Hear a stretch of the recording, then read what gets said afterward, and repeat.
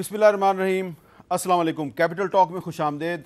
आज मुस्लिम लीग नून की रहनुमा मरियम नवाज शरीफ साहबा को लाहौर हाई कोर्ट से रिलीफ मिला, उन्हें उनका पासपोर्ट वापस मिल गया और पाकिस्तान तहरीक इंसाफ के सरबराह इमरान खान साहब को इस्लामाबाद हाई कोर्ट से उनको रिलीफ मिला है। आपको पता है क्या रिलीफ मिला? उनके खिलाफ तौहीन अदालत की जो कार्रवाई है वो ख़त्म कर दी गई है। लेकिन इसके बावजूद पाकिस्तान में सियासी कशीदगी में दिन ब दिन इजाफा हो रहा है। आप साथ ही साथ देख रहे हैं कि एक और भी बड़ी अहम डेवलपमेंट हो रही है कि डॉलर जो है वो मुसलसल नीचे आ रहा है, और डॉलर तब से नीचे आ रहा है जब से इसहाक डार साहब पाकिस्तान वापस आए हैं। अब एक सवाल पैदा होता है कि क्या ये डार साहब जो हैं वो वज़ीर ख़जाना बनने के बाद ये डॉलर को 200 रुपये से नीचे ले आएंगे, और अगर इमरान खान साहब ने अगले चंद रोज़ में इस्लामाबाद की तरफ एक और लॉन्ग मार्च का ऐलान कर दिया तो फिर ये डॉलर कहीं वापस दोबारा ऊपर तो नहीं जाना शुरू हो जाएगा? तो बहुत से इश्यूज़ हैं। हमने मुनासिब समझा कि जनाब इसहाक डार साहब से इस पर गुफ्तगू करें, और उन्होंने आज हमें वक्त भी दे दिया। बहुत बहुत शुक्रिया इसहाक डार साहब, आपने हमें वक्त दिया। तो डॉलर के बारे में तो हम बाद में बात करेंगे। पहले अगर आप इजाज़त दें तो ये जो इमरान खान साहब आपके बारे में बहुत शोला बयानी करें तो इस पर ना ज़रा बात कर लें, अगर आपकी इजाज़त हो तो। जी, बिस्मिल्लाहिर्रहमानिर्रहीम। नामदू नसल्ली अला रसूल करीम। मीर साहब, बहुत खुशी है जी, मैं आपके साथ बड़ी मुद्दत के बाद यहाँ से लाइव प्रोग्राम कर रहा हूँ, तो बिस्मिल्लाह करें जी। अच्छा, तो मैं आपको इमरान खान साहब ने कल टेक्सला में एक जलसा किया तो उसमें उन्होंने आपके बारे में बड़े सख्त अल्फाज इस्तेमाल किए हैं। वो अल्फाज मैं दोबारा रिपीट कर रहा हूँ माजरत के साथ, लेकिन इसलिए कर रहा हूँ, आपको सुनवा रहा हूँ कि आप उसका अगर जवाब दे दें तो जारी बात है कि बहुत से लोग जो हैं वो आपका जवाब सुनना चाह रहे हैं। तो ज़रा सुने इमरान खान साहब ने क्या कहा। नवाज शरीफ बड़ा बुज़दिल आदमी है जो हमेशा बाहर भाग जाता है, लेकिन अगर नवाज शरीफ से भी मैंने कोई बुज़दिल आदमी देखा है उसका नाम है इसहाक डार। जो वो बिरावल कहते हैं ना, कम पे टांगती हैं, वो डार की कम पे टांगती है। और मैं मान ही नहीं सकता जब तक इससे डील नहीं हुई और इसको ताकतवर हलकों ने इसको एनआरओ की डील नहीं दी, उन्होंने इसको दिलासा नहीं दिया कि फिक्र ना करो तुम्हें नहीं पकड़ा जाएगा, तब तक वो गीदड़ कभी नहीं आ सकता था पाकिस्तान। अच्छा इसहाक डार साहब, अल्फाज उन्होंने जो इस्तेमाल किए हैं इसमें आपके बारे में तो वो पहले भी इस तरह की शोला बयानी करते रहे, लेकिन वो कह रहे हैं ताकतवर हलकों ने आपके साथ डील की है। तो इसका कोई आप जवाब देना पसंद करेंगे कि आपकी अगर डील हुई है या नहीं हुई, तो लेकिन वो ताकतवर हलकों पे इल्ज़ाम क्यों लगा रहे हैं? मीर साहब, आपको और मुझे इमरान खान साहब का बहुत तजर्बा है।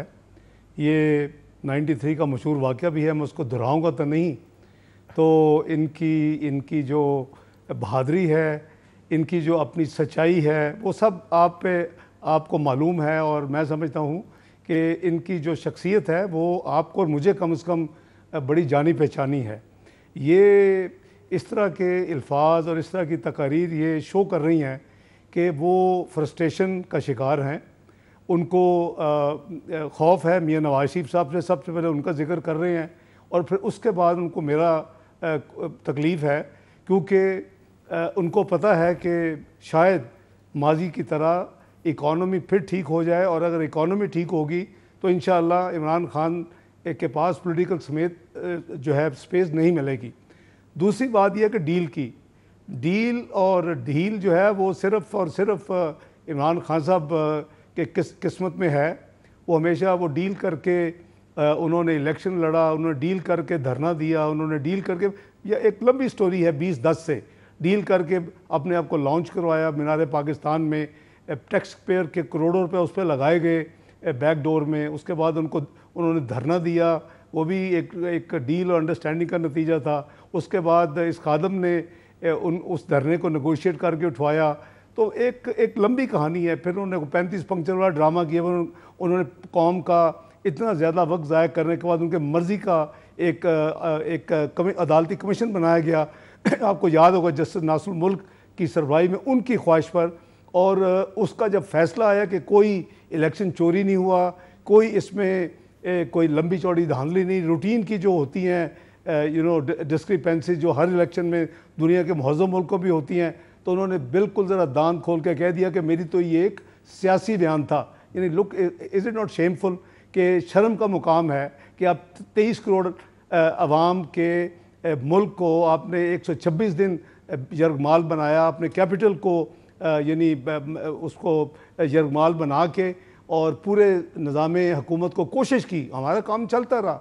चाइनीज़ सदर पाकिस्तान नहीं आ सका, आपको याद होगा, और 1 साल डिले हो गया CPEC। तो ये काफ़ी चीज़ें, ये सारी जो है इस तरह के उनके अपनी है। फिर RTS सब दुनिया को पता है 2018 में कैसे बंद हुआ, वो भी डील का नतीजा था। फिर इसको ये आ गए, लेकिन अगर ये परफॉर्म करते इन तमाम डीलों के बावजूद, यकीन करें कि हम कोई इनको आइनी और कानूनी रास्ता शायद इख्तियार ना करते इनके ख़िलाफ़ अदम एतमाद करने का, लेकिन इन्होंने तबाही कर दी डिप्लोमेटिक रिलेशंस की, इन्होंने तबाही कर दी मईशत की, इन्होंने तबाही कर दी हमारी जो नई नस्ल है उसके इखलाक की, एक कल्ट बना दिया। और जो उन्होंने ख़ुद बयान दिया कि अगर हम हैं तो ठीक है, वरना फिर बेहतर होता जब ये निकले हुकूमत से तो पाकिस्तान पे एटम बम गिरा दिया जाता। तो मैं क्या कह सकता हूँ जी, इमरान खान साहब, इमरान खान एंड आपको और मुझे काफ़ी उनका तजर्बा है। ये लाहौर चैम्बर में जब मैं सदर था और इनको डोनेशन दी, जिक्र किया ना 1993 वाले वाक़े का, तो ये बड़े इत्तेफाक की बात है कि कुछ दिन पहले इमरान खान साहब ने मुझे बुलाया था बनी गाला, तो वहाँ पे उन्होंने भी इस वाक़े का जिक्र किया जिसका आप जिक्र कर रहे हैं, और उसके गवाह हैं फवाद चौधरी साहब और शिबली फराज साहब। तो मैं भी अपने नाजरीन को थोड़ा सा बता देता हूँ कि 1993 में इसहाक डार साहब Lahore chamber of commerce and industry के सदर थे, और इमरान खान साहब वहाँ पर लाहौर चैम्बर में आए, तो इन्होंने डार साहब ने उनको मेरा ख्याल है 10 लाख रुपए का चेक दिया था शौकत खानम हॉस्पिटल के लिए। तो वहाँ पे उन्होंने कुछ 20 लाख का जी, 1 लाख कितना दिया था आपने?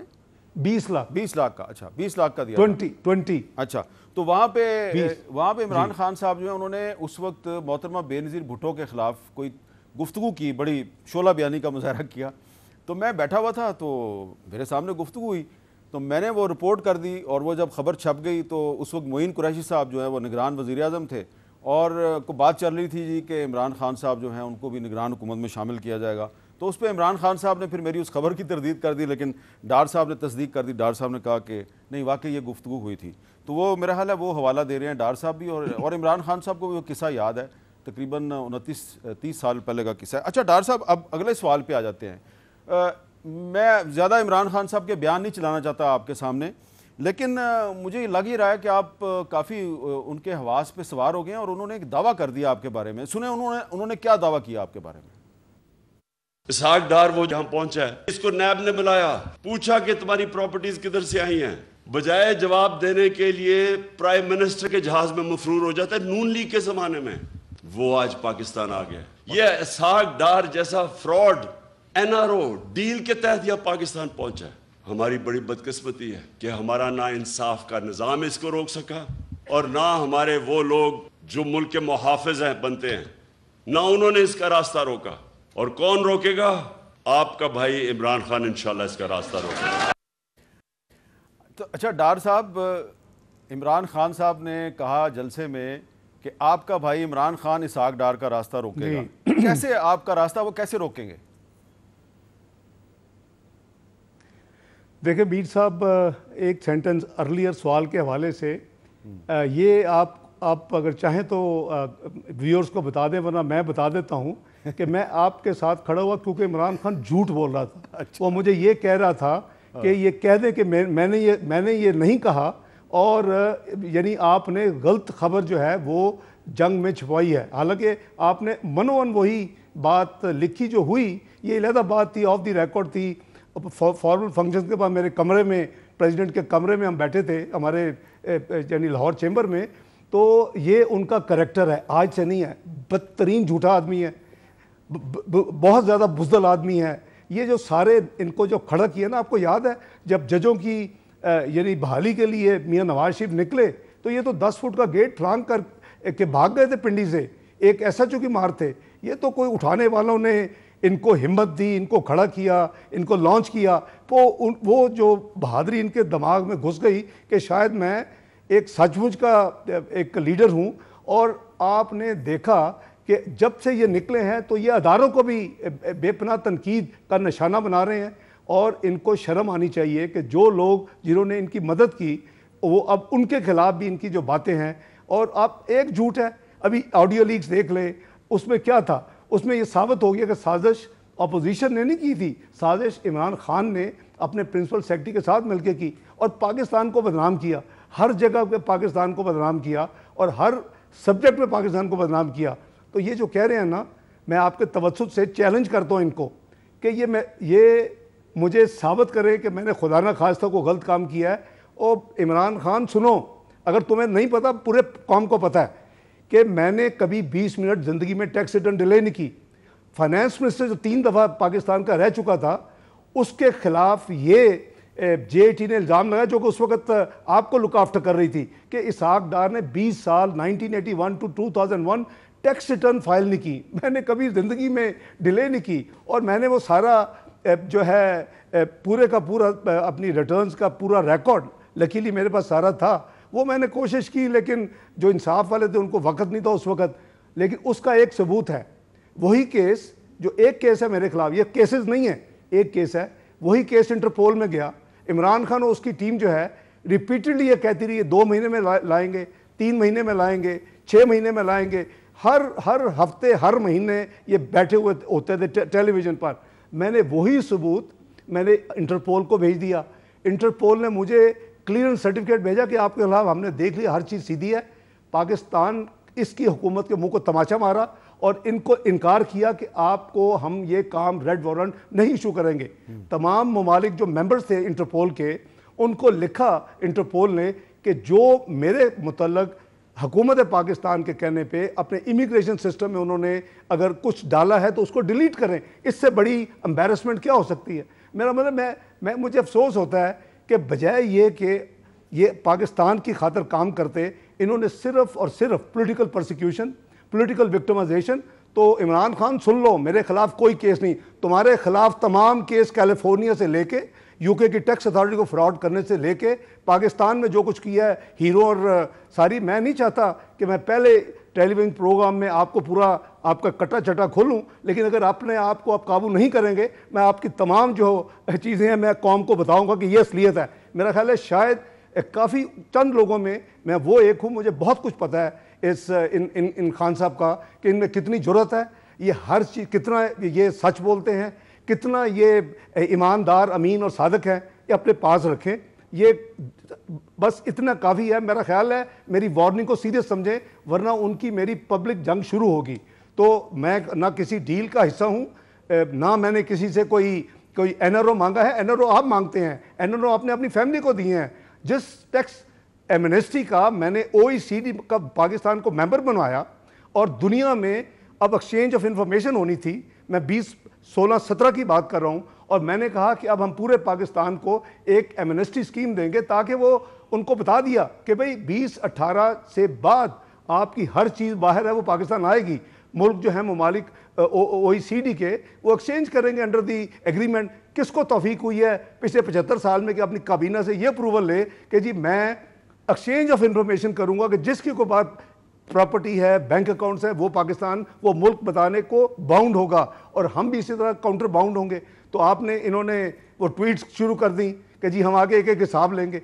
एक स्कीम के इन्होंने इतना ख़राब किया, और जब खुद इलेक्ट हुए एमनेस्टी स्कीम नंबर 1 उसी को अपनाया। एमनेस्टी स्कीम नंबर 2 जब फैमिली मेम्बर्स के करतूत निकले तो फिर इनको दोबारा एक और देनी पड़ी, क्योंकि वो एक्सपायर हो चुकी थी। फिर तीसरी थी जब कंस्ट्रक्शन इंडस्ट्री को कवर करने के लिए अपने स्पॉन्सर्स और अपने फाइनेंशियर्स को, खुदा के लिए इमरान खान साहब एक दिन सब ने मरना है, खुदा का खौफ करें, सच बोलें। अगर आपको सच बोलने की तौफीक है तो मुंह बंद रखें, वरना जवाब देना सबको आता है। मैंने आपका बहुत लिहाज किया है। आप वही है ना जो मेरे दफ्तर के बाहर आधा घंटा मुझे मिलने के लिए 93 से पहले इंतज़ार किया करते थे MM आलम रोड पे हजवेरी सेंटर में। तो मैं नहीं चाहता कि मैं बहुत कुछ जानता हूँ, लेकिन मुनासिब नहीं है। मेरे जो उन्होंने घटियापन जलसों में 2-3 में तकरीरें की हैं, मैं उसका जवाब नहीं मैं दे सकता हूँ, लेकिन मैं नहीं देना चाहता। I am giving an opportunity कि अपने मुंह को बंद करें और आप इन एक अखलाकी दायरे के अंदर रह के बात करें। सियासत करना आपका हक है, अपना व्यू पॉइंट देना आपका हक है। आपका किधर है वो जो आपने कहा था कि लोन्स पाकिस्तान में आए पिछले 10 साल में वो तितर बितर हो गए, और वो किधर है वो रिपोर्ट जो आपने एक कमीशन की थी एक यानी एजेंसी को, डिप्टी चेयरमैन नैब को, आप पब्लिक करते। आपके जितने बयानात हैं वो पॉलिटिकल थे, आप मुसलसल झूठ बोलते रहे हैं और हमने पाकिस्तान को आलमी फाइनेंशियल मार्केट में बदनाम किया। अच्छा डॉक्टर साहब, आप ये बताएं, सबसे इंपॉर्टेंट सवाल, ये आपके आने से पहले ही डॉलर नीचे जाना शुरू हो गया और जब से आप वापस आए हैं, आप वजीर खजाना बने हैं, डॉलर मुसलसल नीचे जा रहा है, क्या ये आप इसको 200 रुपये से नीचे ले जाएंगे? देखिए मीर साहब, सबसे पहले बात यह है कि ये पाकिस्तान में अनफॉर्चुनेटली तमाम मुल्कों में होता है जी, कुछ स्पेकुलेशन, कुछ लोग नफसियाती तौर पर भी समझते हैं कि जिस तरफ चलता है वो फिर डॉलराइजेशन ऑफ इकॉनमी शुरू हो जाती है। मैं जनाब को याद कराऊंगा मीर साहब, 1998 की डेटोनेशन, उसके बाद पाकिस्तान में बदतरीन मुआशी पाबंदियाँ, उसके बाद एक मिड डे में 69 रुपीज़ पे डॉलर उस ज़माने में गया और 67 पे बंद हुआ। स्टेट बैंक में रिकॉर्ड मौजूद है और मुझे टास्क दिया गया कि आप इसको हैंडल करें। मैं उस वक्त फेडरल कॉमर्स मिनिस्टर था, कॉमर्स एंड इन्वेस्टमेंट मिनिस्टर था, और उस ज़माने में फिर हम रात 2-2 3-3 बजे बैठते थे, जब नीचे उतरते थे तो फिर आप अपना एहतशाम, नदीम मलक, जनाब अबसार आलम, हम सब आप मुझे पूछते थे आज क्या हुआ है। वो ज़माना हमने देखा हुआ है। और उसके बाद हमने जो करेक्टिव एक्शन लिए वो उसके बाद डॉलर चंद महीनों में 52 पे आया, नंबर 1। नंबर 2, ये स्पेकुलेटिव एंगल को निकालना है। और फिर जो ये कहते हैं जी, आप ये मार्केट बेस्ड, जिसको रियल इफेक्टिव एक्सचेंज रेट कहते हैं, रीर, वो इस खादम ने इंट्रोड्यूस किया था इस मुल्क में। हम तो पैक होते थे, ये मैंने फरवरी 99 में इंट्रोड्यूस किया था और पाकिस्तान को based on market rate system पे लेके गए थे। लेकिन उसका ये मतलब नहीं है कि स्पेकुलेटर्स और स्मगलर्स और जो आपकी यानी इकोनॉमी से अपने चंद करोड़ या अरब बनाने के लिए इस मुल्क को हज़ारों अरबों में डुबो दें, मैं उसका हमेशा से खिलाफ हूँ। आपने 20, 13, 14 में भी देखा 111 इंटर बैंक 114 तक गया आते हुए चंद महीनों में, और पिंडी के एक सियासतदान ने कहा कि अगर ये 100 से नीचे आ जाए मैं सियासत छोड़ दूंगा और मैं असम्बली से इस्तीफा दे दूंगा। अल्लाह का शुक्र है उस वक्त भी आया। तो बेसिकली 1-2-3 चीज़ें हैं इसकी। इस वक्त जो वैल्यू है वो इसकी रियल इफेक्टिव एक्सचेंज रेट नहीं है। मैंने सब कैलकुलेशंस की हुई हैं, नंबर 1। नंबर 2, जो कुछ हुंडी और जो कुछ स्पेकुलेटर्स हैं उन्होंने खूब खेल खेला है, और वो खेल शुरू हुआ इमरान न्याजी साहब के ज़माने से। 123 रुपए से उन्होंने पकड़ा, खुला छोड़ दिया, हुकूमत आती नहीं थी, सिस्टम आते नहीं थे, पोस्टर बॉय बनाए हुए थे, ख्याल था कि मिनिस्ट्री ऑफ फाइनेंस में बैठा देंगे, खुद ही सारी चीज़ें ठीक हो जाएंगी। भाई ऐसे काम नहीं होता। एक तो आपको अपना काम आना चाहिए कि आपने क्या करना, दूसरा को आपको हैंडल करना आना चाहिए।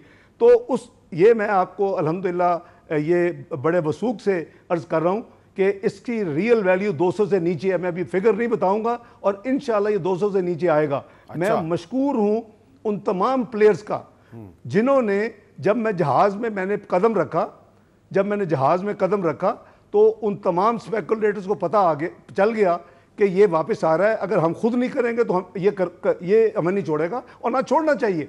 देखें, आप अपने सिस्टम, माली सिस्टम को, आप अपने मुल्क को, आप अपने किसी अदारे को होस्टेज नहीं बनाने दे। गवर्नमेंट रिट क्या होती है? ये गवर्नमेंट रिट है ना। तो हमने गवर्नमेंट रिट को करना था, लेकिन एज ए सेड कि उन्होंने वॉलंटरली ये काम शुरू किया। जिस दिन मैं बैठा उस दिन, पहले दिन बल्कि 7 रुपये हुआ, और ये पिछले मंडे की बात है, एग्जैक्टली वीक 1 हफ्ता पहले, उससे 6-7 हफ्ते पहले हर रोज़ गिर रहा था, हर रोज़ नीचे को जा रहा था। जिस लास्ट मंडे से हर रोज़ ये इम्प्रूव हो रहा है और रुपया ऊपर जा रहा है। डॉलर की जो है वो नीचे को एक यानी डिक्लाइन है। हालांकि इस वक्त डॉलर जो है वो इंटरनेशनली वो बहुत ज़्यादा मजबूत है। यानी यूके स्टर्लिंग जो कभी एक यानी 0.40 एक डॉलर के बराबर था, आज इस पिछले हफ्ते में 1.03 पे आ गया। यानी 1 पाउंड 3 जो उसकी पेनीज है इक्वल टू $1। तो उसके बावजूद इसका ये क्यों, जो मैंने अभी आपको बताया, I have done my working, और मुझे पता है कि ये 200 से नीचे इसकी असल वैल्यू है। और इसको 200 से नीचे यानी इंशाल्लाह हम अपनी पॉलिसीज़ के तहत लाएंगे। हम कोई ये देखें, ये आप किसी भी सूरत में आप लेट्स सी के डिवैल्यूएशन का नुकसानात क्या हुए मलिक मीर साहब, आप ज़रा देखें। उसकी वजह से आपकी महंगाई ट्रिगर की तो खान साहब को फिर उसमें इंटरेस्ट रेट इनकी टीम को बढ़ाने पड़े। ये कोविड से पहले ये ऑलरेडी आपको याद होगा, ये करीबन 14.25% इनका पॉलिसी रेट था स्टेट बैंक का। 15% ऐड कर ले तो बिजनेसमैन को 17% 17% पे लोन मिल रहे थे। कौन सा बिजनेस है कंपेटिटिव हो सकता है? मास व चंद एक शायद हो। तो बात यह है जी कि ये मैन मेड डिज़ास्टर था, ये ना तजर्बाकार टीम थी, इनके बुलंदो बाला दावे झूठे थे कि जी हम IMF नहीं जाएंगे, मैं खुदकुशी कर लूँगा। मैं इनकी बहुत चीज़ें गिनवा सकता हूँ। लेकिन डॉक्टर साहब, अगर इमरान खान साहब ने एक और लॉन्ग मार्च का ऐलान कर दिया, इस्लामाबाद पे चढ़ाई कर दी, तो आपके ख्याल में डॉलर फिर दोबारा ऊपर तो नहीं जाएगा? इंशाअल्लाह ना डॉलर जाएगा ना ये जो लॉन्ग मार्च है ये कामयाब होगा इंशाअल्लाह। उसकी वजह ये है कि 126 दिन का भी लॉन्ग मार्च करके इन्होंने देख लिया था और हमने नेगोशिएट भी किया, हमने शराफत दिखाई। वो भी हो सकता था कि उस वक्त जो एक टीम के हमारी जो कोर टीम थी उनका कुछ का ख्याल था कि उनको एंट्री ना होने दिया जाए डी चौक में, लेकिन अगर वो हम करते तो शायद चंद लाशें गिर जाती उस दिन। और मैं उस मीटिंग में मौजूद था। ये मियां नवाज शरीफ ने बहुत बड़ा दिल करके फैसला किया, उनको बताया गया कि हम इनको रोक सकते हैं, हम इनको डी चौक में नहीं आने देंगे, लेकिन उसमें पॉसिबल था और ये हमारी इंटेलिजेंस रिपोर्ट थी कि फिर जब इनको रोका जाएगा तो चंद यही शायद ये चाहते थे, हमने आने दिया। 126 दिन का उठ के गए ना ये को, यानी को दूसरी किसी मुल्क ने तो आके इनको नहीं उठाया ना, पाकिस्तान की इसी PML की हुकूमत है जो कि इस वक्त यूनिटी गवर्नमेंट का हिस्सा है। तो इंशाल्लाह अगर इन्होंने शौक पूरा करें ज़रूर करें, हमें कोई मसला नहीं है। ना डॉलर अपना ऊपर जाएगा और ना रुपया नीचे आएगा और ना ही हम पाकिस्तान की मईशत को नुकसान होने देंगे। इंशाअल्लाह दोनों चीज़ों को हैंडल करेंगे। इनके इंटरेस्ट में है, ये बेहतर है कि बुखलाहट में इस तरह के फैसले ना करें। ये पाकिस्तान के मुआशी इंटरेस्ट को, पाकिस्तान की 22 करोड़ आवाम का ख्याल रखें। ये कोई लीडरशिप की निशानी है कि पूरा आधा मुल्क जो है, आपके 35 मिलियन लोग जो हैं वो फ्लड इफेक्टिव है, आपका आधा मुल्क जो है वो पानी में फ्लड की वजह से है, यानी घिरा हुआ है, और ये अपनी सियासी जलसे कर रहे हैं। अच्छा, एक दफ़ा इनको तौफीक नहीं हुई कि मैं उसके लिए भी ऐसे दिखावे के चंद ट्रक चला दिए। अच्छा डॉक्टर साहब, कुछ 2-3 बड़े ज़रूरी सवाल हैं जी मीर साहब, वो मैंने करने हैं आपसे। मुझे एक छोटा सा ब्रेक लेना है और ब्रेक के बाद हम वापस आ रहे हैं।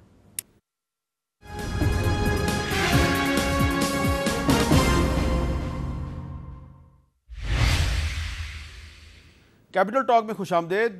ब्रेक से पहले वज़ीर ख़जाना इसहाक डार साहब जो हैं वो बड़े एतमाद से कह रहे थे कि वो डॉलर को अपनी पॉलिसियों के ज़रिए इंशाल्लाह 200 रुपये से नीचे ले आएंगे। ये एक बड़ी उन्होंने हौसला अफजा बात की और वो कह रहे हैं कि इमरान खान साहब भले लॉन्ग मार्च का ऐलान कर दें लेकिन डॉलर ऊपर नहीं जाएगा। लेकिन दूसरी तरफ इमरान खान साहब के एक साथी हैं जो कि इमरान खान साहब के दौर में कुछ अर्सा वज़ीर ख़जाना रहे और भी कुछ अहम मिनिस्ट्रियों पर काम करते रहे, नाम उनका है हमाद अज़हर साहब ने एक प्रेस कॉन्फ्रेंस में कुछ दावे किए हैं।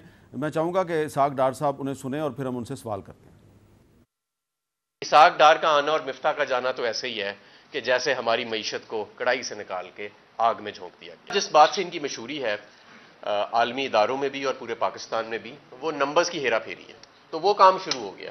SPI की नई फिगर आई, पता लगा 45% से 30% पे महंगाई चली गई, यानी कि महंगाई बढ़ने की रफ्तार इतनी कम हो गई। जो CPI है वो 27% से 22% पे चली गई। तो हमने आज बैठे हमने कहा देखें कि ये मामला क्या हुआ है। पता लगा कि ये जो आदादो शुमार आए हैं इन्फ्लेशन के, इसमें बिजली की कीमतों को 65% कम शो किया हुआ है और आटे की कीमत को 65 रुपए किलो शो किया हुआ है। 100 रुपए किलो में भी आज आटा नहीं मिल रहा। जी डार साहब, आपने सुन लिया, वो कह रहे हैं कि आपने एलिजिडली उनके बकौल आपने बिजली की कीमतों को कम शो किया है, आटे की कीमतों को कम शो किया है और आप नंबर्स में लफ्ज़ इस्तेमाल किया, उन्होंने हेरा फेरी कर रहे हैं। इसका क्या जवाब देंगे? देखिए, एक तो Pakistan bureau of statistics independent है, आपको भी पता है, ऑटोनोमस अदारा है। ठीक है। और ये एक अच्छा काम पाकिस्तान की मईशत के हवाले से माजी में हो चुका है। उनके ऊपर किसी का इन्फ्लुएंस नहीं हो सकता, वो स्टैंड अलोन काम करते हैं। अगर वो इन्फ्लुएंस किसी गवर्नमेंट का लेते हैं तो फिर इनकी 4 साल में भी इन्फ्लुएंस होता होगा। नंबर 2, जो इन्होंने नंबर्स दिए हैं, मैंने ऑलरेडी मैं जब से आया हूँ मैं वर्चुअली बहुत लंबे, आपको पता ही है मेरे आवर्स जो होते हैं और जो इश्यूज़ हैं ये लेगेसी के तौर पे विरसे में छोड़ गए हैं। और जो 6 महीने में जो मेरे प्रेडिसेसर हैं मिफ्ता इस्माइल ने कोशिश की उनको ओवरकम करने की, और उसके बाद अब मैं लगा हुआ हूँ, तो वो मैंने ऑलरेडी रिपोर्ट मंगवाई है। और आई एम श्योर कि Pakistan bureau of statistics being independent autonomous अदारा, वो इस तरह का कोई काम नहीं कर सकता। और फिर जब क्वार्टरली रिव्यू होता है ये जो IMF वर्ल्ड बैंक के जब आप किसी प्रोग्राम में हो, खासकर IMF के, तो वो तो हर चीज़ को दूरबीन लगा के चेक करते हैं। तो ये पाकिस्तान की तारीख में एक ही दफ़ा पाकिस्तान की तारीख में IMF का प्रोग्राम मुकम्मल हुआ, वरना डिक्टेटर्स भी अपने दौरे हुकूमत में कभी पूरा नहीं कर सके, जो कि बहुत बड़ा क्रेडिट है मियां नवाज शरीफ की हुकूमत 20, 13, 16 में ये प्रोग्राम को ख़त्म होने का। और आपको याद होगा कि तमाम heads of international financial institutions, world bank, IMF, Asian development bank, Islamic development bank, China का AIIB, ये सब लोग पाकिस्तान विज़िट किए। आप चेक करें अपना रिकॉर्ड, तक कभी ये तमाम लोग जो हैं पाकिस्तान में नहीं आए। और उसके नतीजे में जो हमारी इम्प्रूवमेंट्स हो रही थी, पाकिस्तान को 2016 में, अब रिपोर्ट मौजूद है, आप श्योर आप बड़ा वेल रेड होते हैं, प्राइस वाटर हाउस कूपर्स की रिपोर्ट थी कि द वे पाकिस्तान ने जो अपने परफॉर्मेंस की है पिछले 3 साल में, ये पाकिस्तान 2030 में, 2030 में ये दुनिया की 18वीं मईशत बनेगी। और जो प्रोजेक्शन के ये भी थी कि कनाडा और इटालियन जो मईशतें होंगी वो हमारे पीछे होंगी 1920।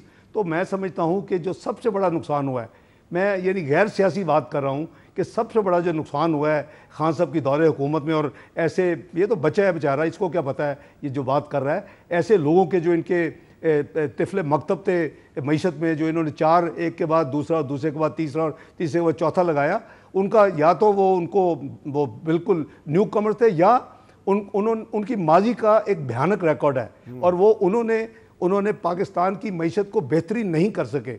अब इनके 4 साल दौर के बुनियाद पर अब बड़ी बदकिस्मती है, मैं बहुत यानी मुझे अफसोस होता है कि हम पाकिस्तान को अब प्रोजेक्ट किया जा रहा है कि हम 54th इकॉनमी बनेंगे 2034 में। मीर साहब, कहाँ आप दुनिया की प्रीमियम क्लब में एक एडमी कुव्वत 18वीं मईशत बन के बैठा होता। Look at our neighbouring country, India 5वीं मईशत बन गया है, UK को पीछे छोड़ दिया, उसको रिप्लेस कर दिया है। ये असल जो सियासत है मुल्क के लिए, उसका तो ये हदफ होना चाहिए था। और मैंने 2013 में भी ऑफर किया पूरी अपोजिशन को, आए चार्टर ऑफ इकोनॉमी साइन कर लें। 14 में भी कहा, आपके प्रोग्राम में आके कहता रहा, 15 में कहा, 16 में, लेकिन ये सियासत कर रहे थे, ये नहीं मानते थे। अब अगर हमने वो किया होता तो हम 2030 का जो हदफ था उसको एक्सेलरेट कर सकते थे। हम शायद 25 में, 2025 में, 2026 में पाकिस्तान को उस प्रीमियम क्लब का मेंबर बना देते, जहाँ दुनिया की सबसे बड़ी 20 मईशतें बैठती हैं, दुनिया के फैसले होते हैं वहाँ फाइनेंशियल हवाले से और फाइनेंशियल सेक्टर के हवाले से बहुत ज़्यादा वो प्रोएक्टिव एक G20 क्लब है दुनिया का। तो बदकिस्मती है, हमें कोशिश करनी चाहिए। मैं आपको ये यकीन दिलाता हूँ कि अगर ये घटिया सियासत ना होती जो 2014 में शुरू हुई और जाके फिर 2018 में अपना डॉन लीक और पनामा लीक के ड्रामों के बाद ख़त्म हुई, वो अगर ना होती और आप पाकिस्तान उस ट्रैक पे चलता, आज शायद पाकिस्तान कहीं बेहतर अपना मुकाम अचीव कर चुका होता। ये जो हमाद अजहर साहब हमाद अजहर ने जो बातें की हैं, तो दरअसल वो आपके फिगर्स को चैलेंज नहीं कर रहे, वो पाकिस्तान ब्यूरो ऑफ स्टैटिस्टिक्स के फिगर्स को चैलेंज कर रहे हैं। जाहिर है मेरा तो उसमें अमल दखल नहीं है, मैं वैसे भी मीर साहब पिछले मंडे को आया हूँ। अच्छा। ये फिगर जो हैं, अब मेरे फिगर्स तो नहीं हैं। अच्छा। लेकिन उनको तो जैसे आपने कहा कि मेरा ख्याल है कि इमरान खान साहब को और उनकी पूरी टीम के असाब पे मैं सवार हूँ और इंशाल्लाह सवार रहूँगा। पाकिस्तान अवाम की बेहतरी होगी, ये रोएंगे कि अगर कुछ हमारी कोई थोड़ी बहुत पॉसिबिलिटी थी दोबारा री इलेक्ट होने की, वो इंशाल्लाह ख़त्म करेंगे और अवाम खुश है। अवाम काफ़ी हद तक एक हफ्ते में जो रिपोर्ट्स आ रही हैं कि रुपए की कदर बेहतर होना, लोगों के बच्चों की स्कूलें देते हुए, फीस देते हुए जो बाहर मुल्क बैरून मुल्क पढ़ रहे लोग रोते थे। मैं कई सोशल मीडिया में पढ़ता था, आपके प्रोग्राम में देखता था। तो हमाद अजहर साहब का अपना जो है, चले उनको छोड़ देते हैं, वो हर बंदे की आज़ाद है जी। हमाद अजहर साहब को छोड़ देते हैं। आपने भी थोड़ी देर पहले मिफ्ता इस्माइल साहब का जिक्र किया, तो अगर आपको नागवार ना गुजरे तो मिफ्ता इस्माइल साहब का भी मैं एक बयान आपको सुनाना चाहता हूं। जब आपने पेट्रोल की कीमतों में कमी का ऐलान किया पिछले दिनों, और उस पर पाकिस्तानी अवाम जो है उन्होंने काफ़ी अरसे के बाद एक रिलीफ महसूस की, तो अब आप समझ ही गए हैं कि मिफ्ता साहब क्या कहना चाह रहे हैं कि आपने तो पेट्रोल की कीमत बढ़ानी थी, आपने कम कर दी। जी मैं अर्ज करता हूँ, इसमें 2-3 चीज़ें हैं जी। मिफ्ता इस्माइल साहब हमारे साथी हैं, मुस्लिम लीग नून में उनकी एक इन्वॉल्वमेंट है, कराची में वो जनरल सेक्रेटरी हैं। एक तो, और फिर 2013-17 के दौरान ये इन्वेस्टमेंट बोर्ड मेरे साथ एफिलिएटेड था, तो ये उसका पहले इनको हेड लगाया था। मोहम्मद ज़ुबैर जब गवर्नर सिंध बने तो ये बहुत कीन थे कि इनको, वो भी मिनिस्ट्री मेरे पास थी, finance, economic affair division, revenue, privatisation, तो ये सारे जो 5 डिवीजन थे, 5 मिनिस्ट्रियाँ कह लें, वो मैं उसको रन करता था। तो इनकी ख्वाहिश के मुताबिक इनको प्राइवेटाइजेशन में फिर हम लाए, लेकिन वो एक अलग बात है। तो मेरा उनसे पुराना ताल्लुक़ है, जाहिर है कि उनका अपना व्यू है और मेरा अपना व्यू है। ये मेरी जिम्मेदारी है कि मैं IMF को मैंने हैंडल करना है, मिफ्ता साहब ने अब हैंडल नहीं करना या किसी और ने हैंडल नहीं करना। प्राइम मिनिस्टर ने मुझे खुद बताया कि UN की जो साइड लाइंस पे अभी जनरल असम्बली को इजलास हुआ, तो उन्होंने, ये भी खुद थे, मिफ्ता साहब वहाँ थे, जो मुझे उन्होंने बताया, तो इन्होंने प्रपोज़ किया उनको कि 3 महीने के लिए हमारे जो टैक्स जो आपसे है उसको फ्रीज कर दें। उन्होंने ना नहीं की, नंबर 1।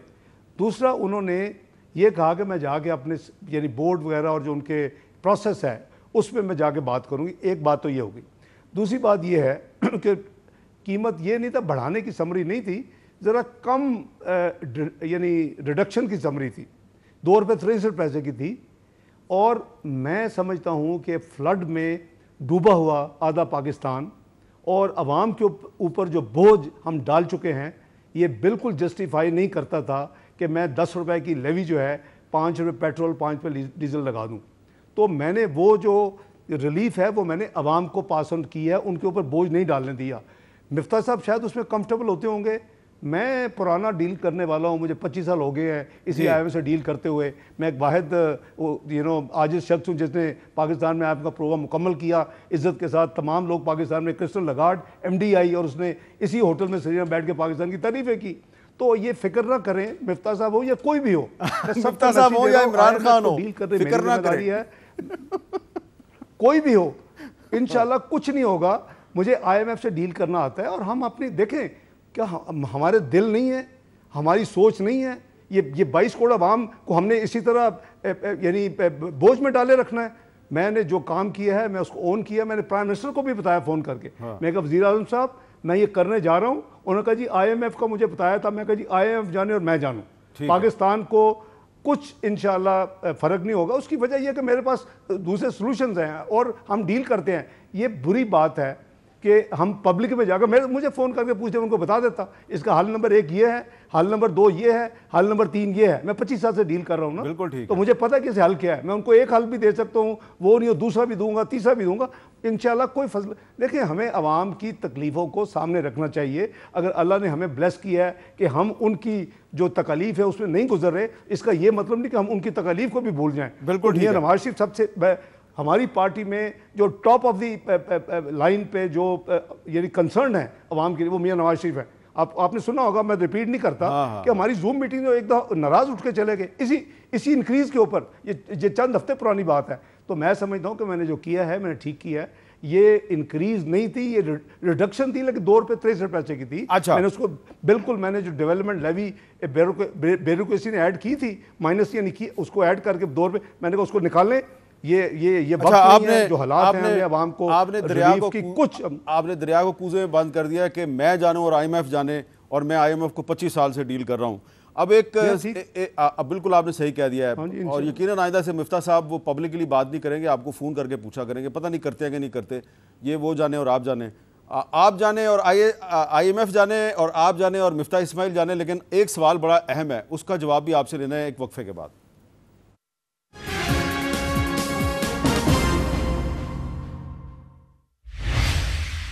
कैपिटल टॉक में दोबारा खुशामदेद। वज़ीर ख़जाना इसहाक डार साहब के साथ हम गुफ्तगू कर रहे हैं। बड़े अहम सवालात के वो बहुत अहम जवाब दे रहे हैं। अब इसहाक डार साहब ये बताएं कि आप तो आ गए वापस पाकिस्तान, और यकीनन आपको इस पर मुबारकबाद ही देंगे कि आप पाकिस्तान वापस आ गए। मरियम नवाज शरीफ साहबा जो हैं उनका पासपोर्ट भी उनको मिल गया है। अब ये बताएं कि नवाज शरीफ साहब कब पाकिस्तान वापस आएंगे?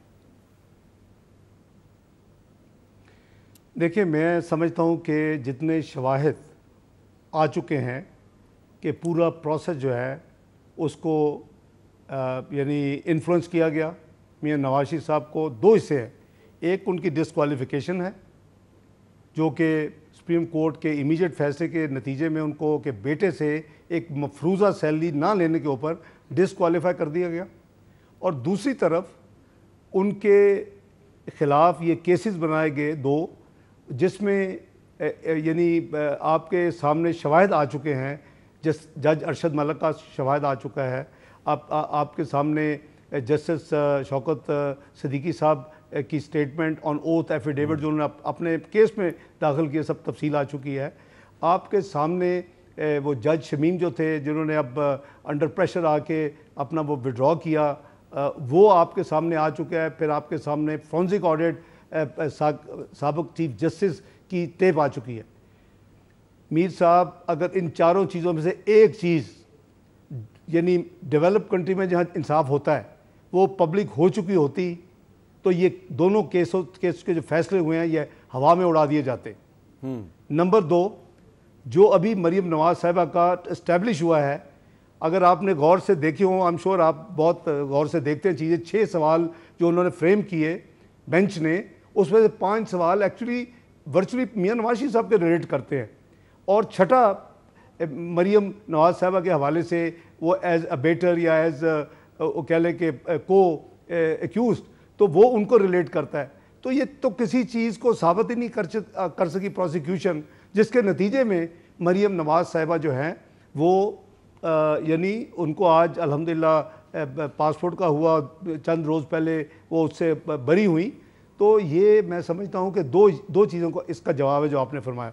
एक तो ये है कि ये केस स्टैंड अलोन ये तमाम बेनिफिट मियां नवाज शरीफ साहब को मिलेगा और उनको इसका इंशाल्लाह वो भी इसमें उसी तरह बरी होंगे जिस तरह मरीम नवाज साहबा हुई हैं। मैं 5 सवालों की बात कर रहा हूँ, मैं कोई मफरूज़े की बात नहीं कर रहा। ठीक है। जहाँ तक आपको 4 शवाहिद आ चुके हैं, उन शवाहिद के बेसिस पे अपना मीर साहब सबवर्शन ऑफ जस्टिस इसे कहते हैं, मिस कैरेज ऑफ जस्टिस कहते हैं। हमारे कानून में ये सेक्शन 561 है। ये पूरे का पूरा जो प्रोसेस हुआ है ये गैर आइनी था, ये गैर कानूनी था और मैं समझता हूँ कि हमें अपनी इज्जत देखनी चाहिए। दुनिया में आज हम बहुत नीचे जा चुके हैं, करीबन 130 नंबर पे 139 इंसाफ के हवाले से। ये हम सब की ड्यूटी है। हम सबसे पहले अल्लाह ताला को हाज़िर नाज़िर जानकर अपने मामलात को तय करें।